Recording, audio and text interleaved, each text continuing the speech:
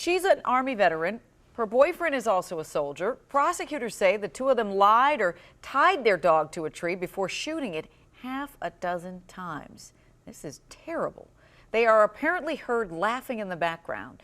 Friends say Rollins adopted the dog, named Cam, to help her with PTSD. It's just awful. It is. It's horrible. Terrifying moments in Toronto this morning. Firefighters rescued a young woman stranded 20 stories up on a construction crane.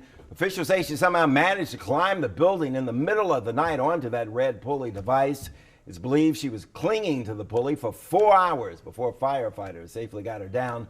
No word on why she even went up there in the first place. She now faces charges.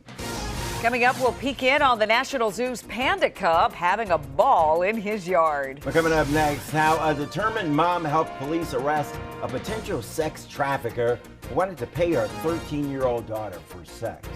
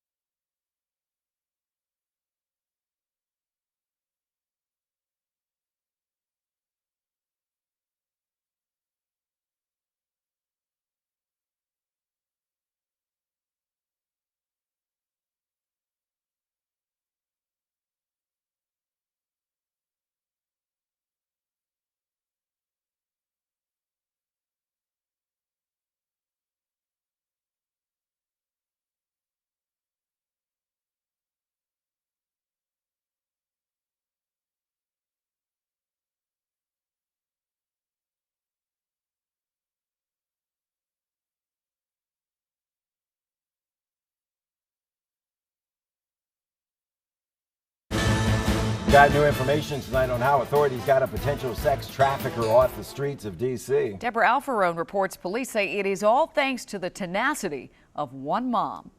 It was last Friday night, 8 o'clock. A 13-year-old girl gets a message on Instagram. 25-year-old Joshua Gibbs wants to pay her for sex. The teen's mom finds out, so she gets on Insta pretending to be the teen and tells him, "I'm 13.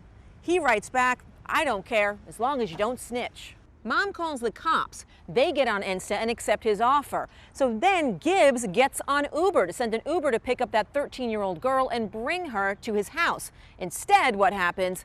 The cops show up and they arrest Gibbs. Does this surprise you at all? No. Why not?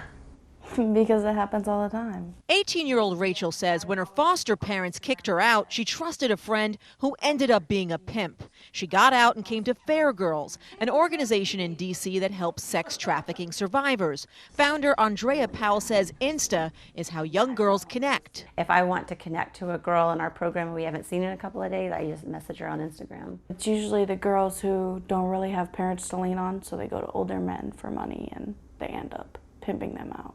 If you could say anything to this young girl, what would you say to her? She did a good job. Gibbs was charged with attempted sex trafficking of children. He'll be back in court on May 8th. In Northeast D.C., Deborah Alfarone, WUSA 9.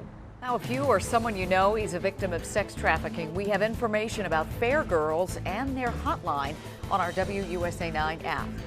A mom who says she was prevented from breastfeeding her baby at a local church during Sunday services may seek legal action. Annie Pereiro says that staff members of the Summit Church in Springfield stopped her twice while she was breastfeeding her little girl, once outside the nursery and once in a back pew. They told her she had to cover up or move to a mom's room. Well, she refused and left. It floors me that they would be more concerned over somebody being uncomfortable seeing a woman's breast and sexualizing it in that way, you know, making it be about sex or about, you know, something that breastfeeding is totally not. The church apparently has a policy to ask breastfeeding mothers to cover up or move to a mom's room, but that goes against a Virginia law which protects women's rights to breastfeed anywhere. It went into effect in 2015. We asked the church for its side of the story, but no one would talk to us. NASA's Cassini spacecraft has gone where no probe has ever gone before, between Saturn and its famous rings. Has it survived? Well, nobody knows. NASA won't regain contact with Cassini until tomorrow. The craft has been orbiting Saturn since 2004. Its fuel tank now practically empty, and that's why NASA decided on this final risky mission. If only we could have as much fun as Bebe. The National Zoo caught the panda playing outside this weekend. He was playing with his toy and doing somersaults. Life is good, as right? only a panda can, right in the grass. Bebe turns 2 years old in August. Look at that. He is just like slap happy. Lovable goofball. I mean, you know. Happy. Oh, to be that happy. Absolutely. Absolutely. I know. And carefree. Are we going to be rolling around happy going into the weekend? I think so. I mean, with the heat, and I'm going to say heat because it's going to be near 90 on Saturday. Wow. Will come the threat of some thunderstorms. Will not be a washout by any means. Let us start with the 3-degree guarantee. Feeling pretty good about this. I was sweating it about 2 hours ago. Went for a high of 73. And the reason why I was sweating it because, you know, some models went as high as 76, some as low as 71. We'll let you know how we did tonight at 11. Live look outside. It's really getting nice outside. It's up to 71. Winds east-northeast at about 7. And with a dew point of 60, we're not going to fall below 60 downtown, almost like a summer night. So milder tonight with some fog developing. Do not think it will be a huge problem in terms of driving tomorrow morning. We'll keep an eye on it. Bus stop temps 58 to 76. That's just nice. 80s tomorrow, 80s Friday, Saturday, Sunday. Maybe even 90 on Saturday. The record high on Saturday is 91. We'll threaten that. Record high at Dulles is only 87. Better shot at that, actually. Mainly afternoon showers and thunderstorms over the weekend, and increasingly a better chance for showers and storms tomorrow night. So 85 Thursday, Friday, 89 Saturday. We dip a little bit Sunday and Monday. Cold front will try to bisect the metro area. I think we're still going to end up in the warm sector. By 10 o'clock tonight, take a walk outside. Why not? Low to mid 60s. Wow. By morning, upper 50s, low 60s with sunshine. By 9 o'clock, we're near 70. Culpeper is 70. And then by 1 o'clock, we're 80. And we turn our attention to the west. By evening, we're fine, and you'll be able to get home with a dry commute. But showers and storms developing to the west, and this really keeps becoming a little more enhanced as it moves eastward. 9:30, big storms around I-81, and then it moves across the metro area overnight on Thursday. So we'll monitor that for a possible yellow weather alert late Thursday night. In the meantime, 60s to start, 80 degrees by 1 o'clock. 80 by 1 o'clock. Our average high is only 70. Warm on Friday, 85, 89, almost 90 on Saturday. A better chance for some storms on Saturday. Even a better chance Sunday evening, 82. More storms on Monday, and then cooler as the front clears us out. We're back in the 70s on Tuesday and Wednesday, and the Nats are in town through next Wednesday. Frank Hanrahan down there at Verizon Center. Big game tonight. Yeah, early game, too. Yeah, Frank.